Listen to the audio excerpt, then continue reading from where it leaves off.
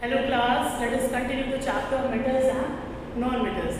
Now we have come forward to the last part of the chapter, uses of metals and non-metals. In this we will discuss about uses of metals as well as uses of non-metals. So let us start with the uses of metals. Some common and the mostly used metals we are going to discuss in terms of their uses. Although there are a number of metals, but we cannot discuss about all the metals in one particular video. So we need to have some most important metals which are given in your book that we are going to discuss one by one. Number one is copper and aluminum. Both terms are very common. You must have heard it number of times in your life. From very pin-sized object to the large bridges, number of various types of metals are used to give them strength and structures.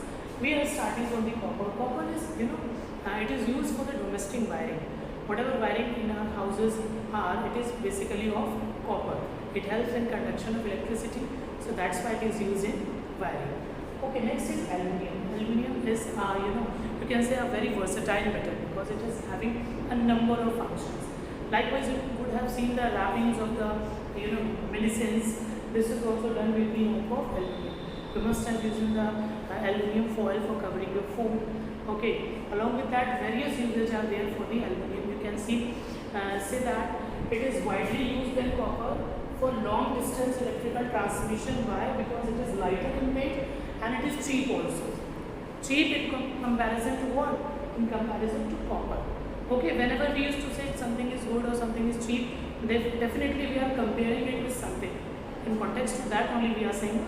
So aluminium is cheaper than copper and it is in fact lighter in weight. That's why it is used for large distance transmission. Next is iron. As we all know that iron is also very important. Why? Because it is very tough and strong metal. It can hold the heavy loads also because of the high tensile strength. But iron as such, it is found in this state, could not be used. Why? Because whenever it comes in contact with the moist air, it becomes rusted. Okay, it gets rust. So what happened? We need to protect it. So for that we do the galvanization. Iron is galvanized. How it is galvanized? It is dipped into molten zinc. As a result, a layer of zinc is formed over the iron, which protect it from getting rust or corrosion. So for that zinc is used. Some of the time iron is coated with tin. So where we are using this, tin coated and zinc coated, two different eras are there. For zinc coated we use it into water pipes, we use it into barbed wires and trunks. And when we talk about the tin, okay, what we do for the tin, we use it in cans. Okay, you must have seen the Coca-Cola can, Pepsi can. That cans are basically iron cans, but they are coated with tin. Okay, next is the metals are used for making utensils. The most common metals used for making utensils are iron, aluminium and copper. You can see various utensils here. Okay, now next is magnesium. As you know that we have discussed about magnesium, when it burns it gives white dazzling flame. Here also what will happen? The magnesium is used for fireworks. Okay, just like you must have seen the crackers. Okay, so what we are using there for making a light or for more light, we are using magnesium. Now coming to the noble metals. Noble metal, as its name suggests, they are noble and they are costly. Why they are costly and why they are noble? Because they do not react. As they are not reacting, definitely they are not going to lose their sheen or shine. Okay, so these are the noble metals: silver, gold and platinum. In some time back, if you go, then dental amalgams were used. Even now they are used, in which silver is mixed with either tin or mercury. Okay, and that is filled the tooth cavity. Okay, and artificial teeth are also used made up of gold and silver. Many people use artificial teeth who lost their teeth, permanent teeth, they fix their teeth with silver or gold. Okay, now coming to alloys. What to talk about alloys? Alloys, you must be knowing, it is a homogeneous mixture. Okay, solid mixture of metals with another metal or metals with non-metals. No non-metal. Only metals with another metal, or you can say one metal with non-metal. Alloying is done to make the parent metal stronger. Okay, sometimes parent metals are not as strong as we want, so we can mix some other metals or non-metals to make them more stronger. Just you can see the examples are steel, brass and bronze. They are not actually metals, they are you can say alloys. Okay, steel is an alloy made up of iron and very small amount of copper and manganese is added. Brass, it is a alloy mixture of copper and zinc. Bronze is a mixture of copper and tin. Okay, so this is basics about the usage of metal.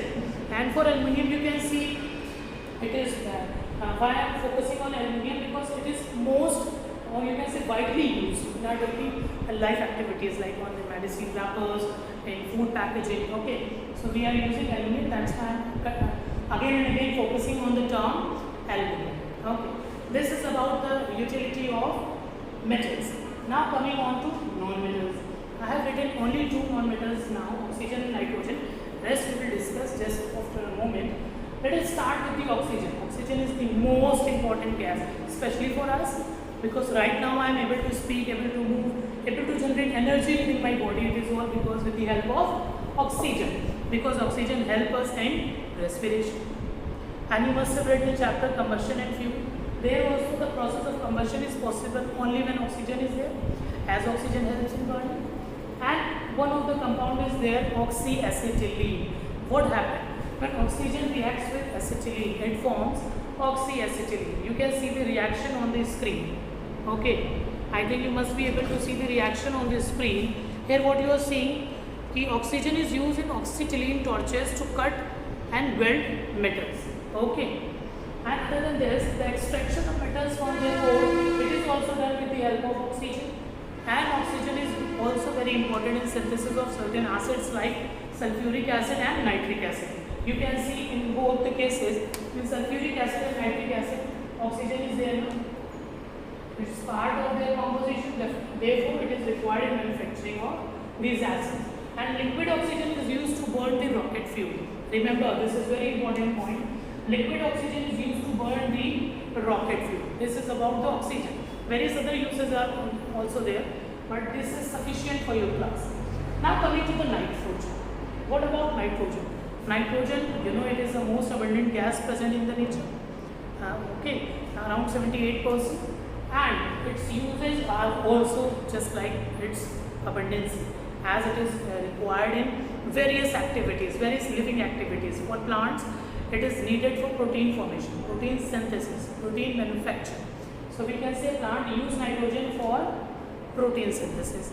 Now next usage, preservation. Liquid nitrogen is used for preservation. Why liquid nitrogen? Because it is used for preserving the donated organs.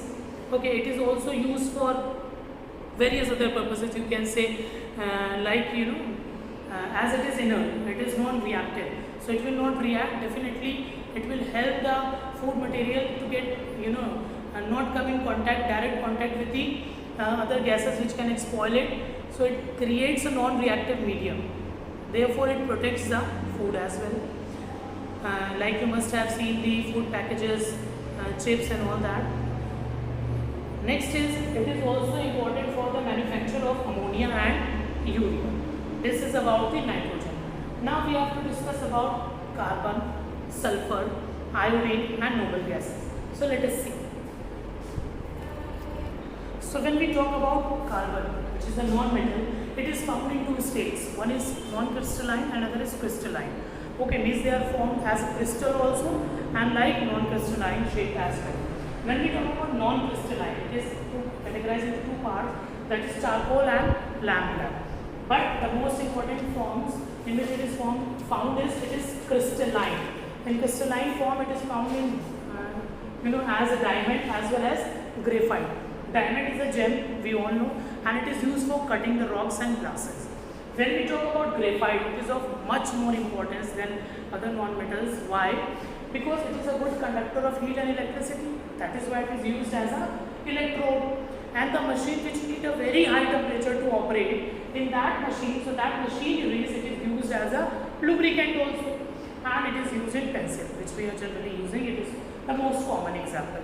Whenever you think of pencil, always recall graphite, because the lead present in that pencil is made of graphite. Now the next non-metal of which we have to talk is sulfur.